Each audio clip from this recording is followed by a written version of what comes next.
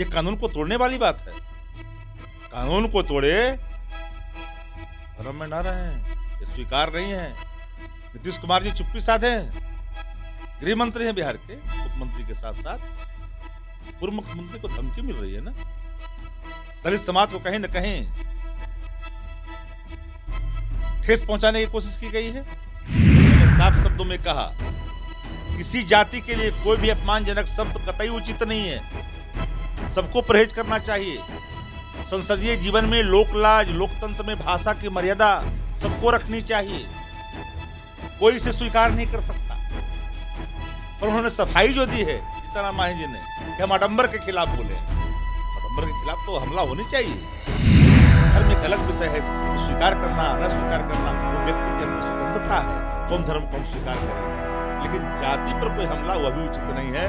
तो जीव काटने की बात करे, कानून तोड़ने की बात करे, यह भी उचित नहीं है। नमस्कार, न्यूज़ फॉर नेशन देख रहे हैं और मैं आपके साथ रंजन सिंह। आपको बता दें कि बिहार की सियासत में इन दिनों ब्राह्मण और दलित के बीच सियासत हो रही है।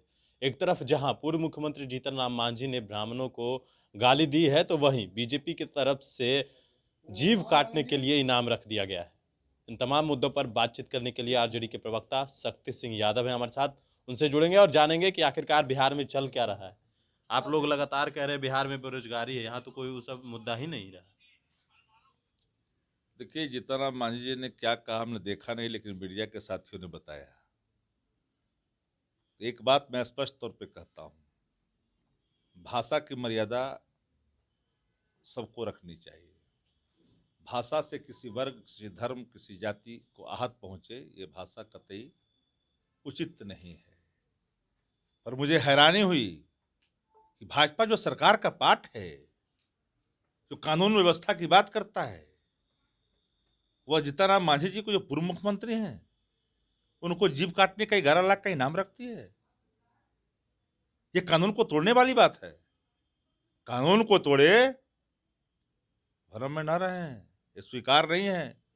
नीतीश कुमार जी चुप्पी साधे, गृह मंत्री हैं बिहार के, मुख्यमंत्री के साथ साथ पूर्व मुख्यमंत्री को धमकी मिल रही है ना, दलित समाज को कहीं न कहीं ठेस पहुंचाने की कोशिश की गई है।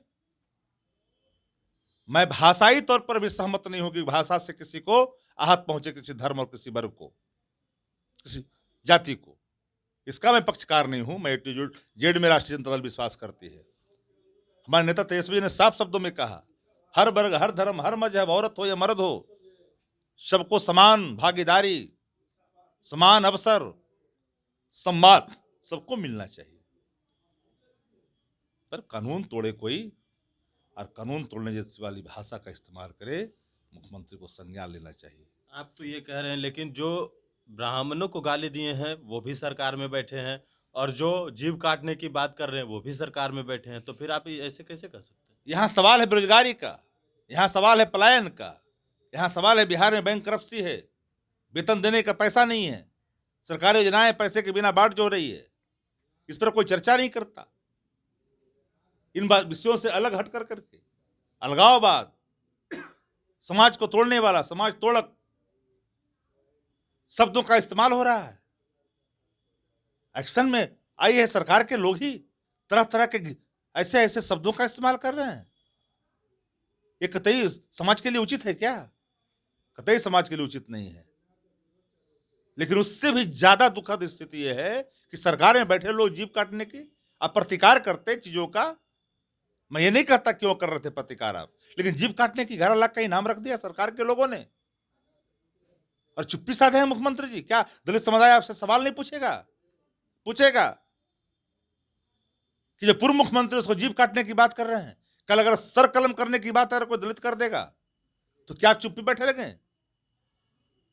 आप कहीं ना कहीं अपराध को बढ़ावा देने के लिए अपने लोगों को उस्का रहे हैं। ये ठीक नहीं है। लेकिन जीतन राम मांझी ने कहा कि ब्राह्मण हरामी है।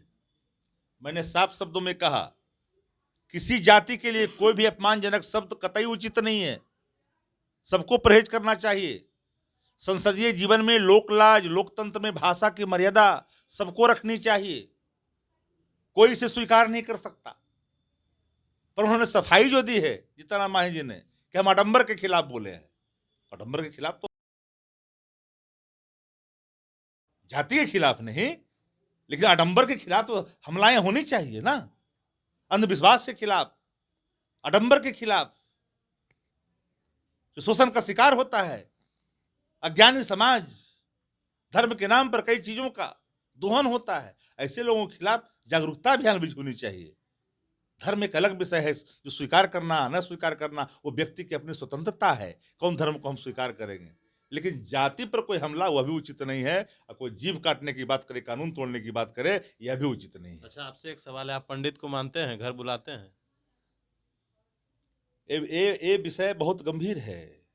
ब्राह्मण के बारे में स्पष्ट मान्यता है, ब्राह्मण इज नॉट कम्युनिटी, ब्रह्म जानति ब्रह्मण। ब्रह्म को जानता वही ब्राह्मण है। ब्राह्मण के बारे में स्वयं गर्गाचार्य जी ने कहा है, गर्ग संहिता में जाकर के उन लोग को पढ़ना चाहिए। ब्राह्मण के मतलब क्या? ब्रह्म जानति ब्रह्मण, जो ब्रह्म को जानता वही ब्राह्मण है। चलिए, तो ये थे हमारे साथ आरजेडी के प्रवक्ता शक्ति सिंह यादव। कई सवाल थे जो हमने इनसे लिए हैं, और जो अपडेट्स देंगे वो एक्सप्लेनेशन